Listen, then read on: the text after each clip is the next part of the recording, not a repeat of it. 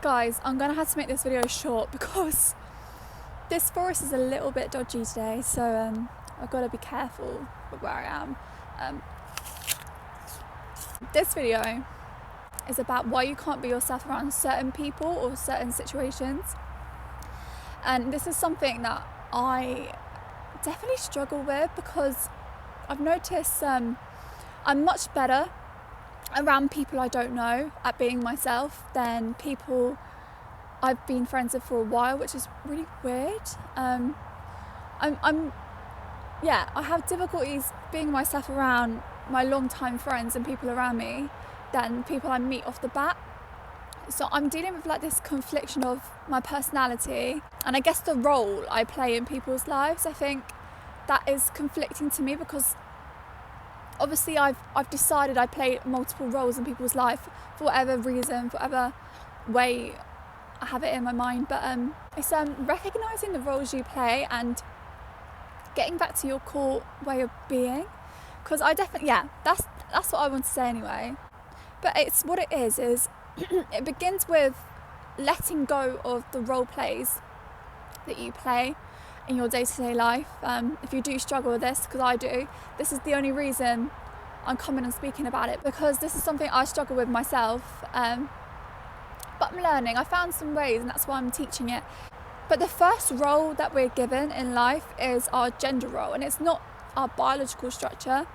It's the conceptual perception of gender. It's like whether we as females perceive ourselves as nurturing or males aggressive, dominant, any kind of those conceptualized things, understanding where they play a role in our lives and if we're kind of adhering to it. So what we got to do first is we first identify how we perceive ourselves, and a lot of this is sometimes unconscious. We have unconscious feelings and behaviours in the way we act. So it's kind of like learning to sit and observe and go, whoa, something feels off balance in this situation. And it's getting to that habit, and don't resist it. When you resist it, say if you're feeling like really unconfident in a situation that's making you act weird, don't resist it. Be like, okay, I'm noticing this change happening internally. And that lets it, like, when you start resisting it and being like, no, I'm confident, it creates resistance, and it puts you in a bit of a conflict. It puts you in a bit of a conflict that is very difficult to get out of. But what it is look, because of our first role in gender roles, our conceptual perception of gender is it filters our way we see things, hear things, interpret things, blah, blah, blah, on an unconscious level. It's the things like what we do and what we don't do, what we say and what we don't say, what we feel and what we don't feel. Like, it is filtered over time. Oh my God, I thought there was a slender man behind me, I swear to God, man. What we have to all understand is that every single person has an ego. And our ego is when it's either our self-image is enhanced or diminished. So you can see the fluctuations in situations where your ego is fluctuating high or low. Like, you can feel its presence, and once you understand to observe it, you'll become much better at recognising how you fluctuate and how you change around people. But for instance, I experience shyness when I guess I have a fear of criticism or judgment around others, so I tame myself back. But then on the opposite spectrum, you know, when you're overly like exerting yourself, and I have a habit of doing this, is I'm like, oh, I'm really, really quiet in this situation, and I have a battle because obviously I'm not always quiet. I have some opinions to say, but then I overexert myself with extroversion, and that's like the fear of not being heard, like the fear of being dismissed. So I guess, for instance, ego is the perception that you see.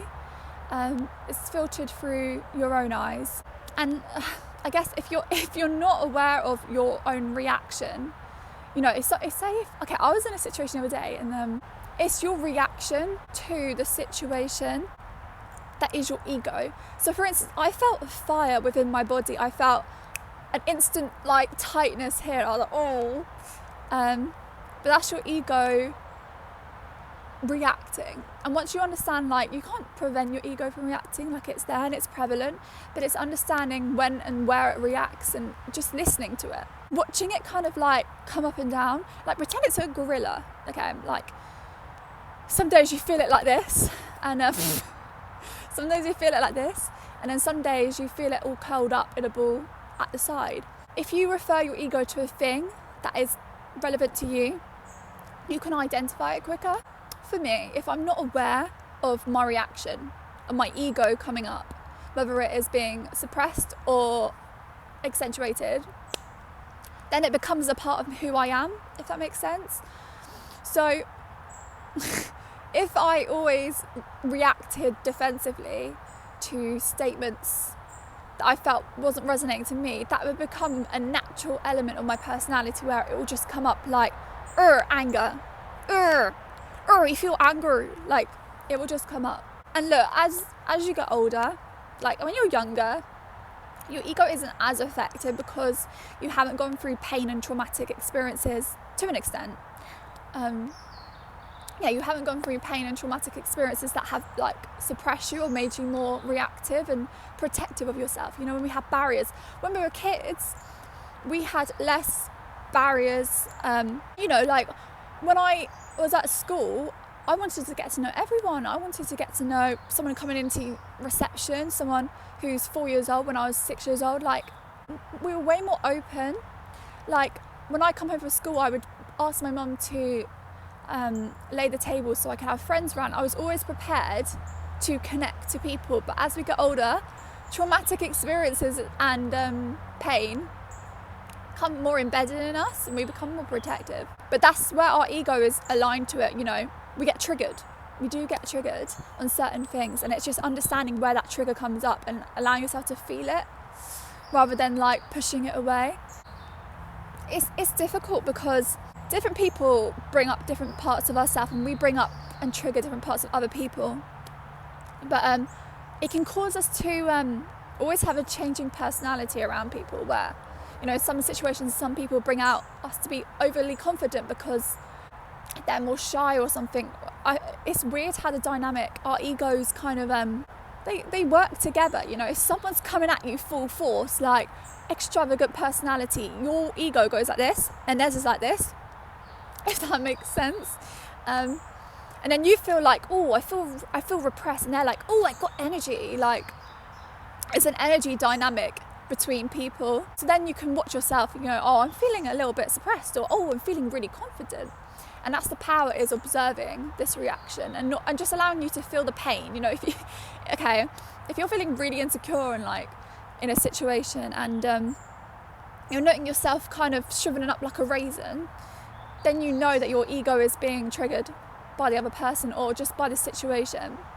And that's just how the dynamic plays out. But it does mean that, for me, it brings an inconsistent personality. But yeah. If you just think about it, in situations, like, don't deny it, we do this, is you'll know if you feel stronger than the other person. You'll feel it. Or you'll feel if you feel outweighed or the other person's stronger in a situation just by their personality or presence. And it gets to your ego. Just notice that. That's all you can do, is notice it and feel it and be like, okay, I'm noticing myself becoming triggered. But what you've got to do is liberate yourself from roles. If you have certain roles around people and they expect you to be a certain way, sometimes it's your projection, like, oh, this is how I act around other people, or being a lady in society, I have to be kind, compassionate, blah, blah, blah, blah. You've got to liberate yourself from those roles because it will keep you in a little cage. In every situation, you have unconscious, habitual roles. It's like going into a supermarket, you know, there's a unconscious role that plays out, or going into the dentist, hi, I book an appointment for 3:05. Like, habitual roles play out in that sense. Because these are we do have like a layer of unconscious thoughts and emotions, is if you don't take notice of your ego, it will overtake you, and it will become present in your personality, and you will kind of go like, you'll fluctuate. So the less you notice the ego, the more it will overtake you. And you don't want that. And I think the way to combat it is no one wants to feel the pain of knowing their ego is being compromised, or no one wants to feel the pain they experience, like to a real degree of going, oh, okay, I feel overshadowed. And it's sitting with that pain and being like, okay. When you see it and feel the pain in the moment, you have more control over it. But like at the same time, role play isn't just in us. If we put a role in someone else, so for instance, I don't know, you can make an association like, oh, when I hang out with this person, I feel really happy. They make me happy. I need them to feel fulfilled. Do you know what I see? Like it's a pattern. It's where you look for other things in other people. The tip of the day for this is see it, recognize it, and when it arises, be like, oh, that's not me. Okay, but just see it for what it is in this second, what it is in this passing moment. I think I have a habit of, this is another tip, is I will feel unhappy because I'm focused on just this one thing rather than the bigger picture. In the bigger picture of things, I'm focused on this one thing. If I had this one thing, I could feel happy. If I continue doing this thing, I would have happiness. Happiness is this constant seeking for happiness that's making us actually depressed. Because, like, okay, your mind wants you to be happy, yeah? Like, your mind is constantly seeking for things that will satisfy you. But it's like when you go out for food at a fair, yeah? And you had that candy floss and you're like, oh, I'm satisfied, that was really nice. Then you're looking for some, like, pork belly slices, and then you'll start looking for other things to keep you being satisfied, but it's a short term and external source of happiness. Look, your mind is only looking after you. Like, the things it's doing is to make sure you're satisfied and fulfilled. So just understanding that your mind is looking out for you, but sometimes it can help us to our detriment, and you're like, oh, okay, I need to sort this bit out, because if I'm seeking for happiness or fulfillment outside of me or from other people's validations, then I'm going to keep myself in a little world of confusion and constant fluctuation. Oh my God, I don't know how I'm walking home because my feet are numb. But what you do is, you know, when you're emotional, you're feeling needy, you're feeling clingsy, you know, you're like, oh, I need this thing, or any emotion that rises up that is overtaking. Okay, what you need to do is pay attention to it. Okay, stop. Feel the physical sensation. Understand that this feeling, this label of a feeling, you're like, I'm anxious, but it's actually a physical sensation. So, for instance, yeah, if you sit with yourself, notice, oh, my legs are tense, and then you go, oh, my left muscle is tensing up. Oh, my thoughts feel really heavy. Start like describing it, whether it's writing it down on paper or like in your mind, being really present with your body's sensation. Your body tells you all you need to know, and your body's like a receptor for everything. So keep that in mind. So like, for instance, if you're in a situation where you're not feeling yourself or you're playing up to a role, you can feel that tension in your body and then just depict where it is. Use that skeletal structure and muscle formation to tell you how you're feeling, and just sit with it. And then also pay attention when you feel happy too. You could feel like an elation, a lightness. But the thing is, what I realise is, stop trying to be happy. Like, actively sit with yourself and go, I'm going to stop trying to be happy. Because when you ask the mind, when you're seeking happiness, your mind searches for things to fulfill that, which is great, but it's always searching for a solution that, like, there's a problem, that like you're not happy, if that makes sense. And then when you go, I'm going to stop trying to be happy in this moment, you feel a release. Your body like just sits and goes, okay, there's a bit of depression going through this shoulder. It's a bit of anxiety going through here. But then you sit with yourself and go, okay, this is where I am right now. This is what it is. It's like not perceiving anything as your source of happiness is also good too, because especially if you struggle to be yourself around other people, and you're playing these roles and you're noticing it, then you seek things that validate that you're a certain way, but it's always external. So that's something to note. But always seek to gain knowledge rather than happiness. You know, when you encounter a situation, what can you learn from it? Rather than happiness. Seek the knowledge, seek the lesson. But like, again, linking back, as kids, if you want to kind of like work with yourself on how to be yourself in a situation, go back to how it felt to be a kid. What was it like when you were running around the playground? What was it like when you're just in your own space? What was that body sensation? What was that feeling?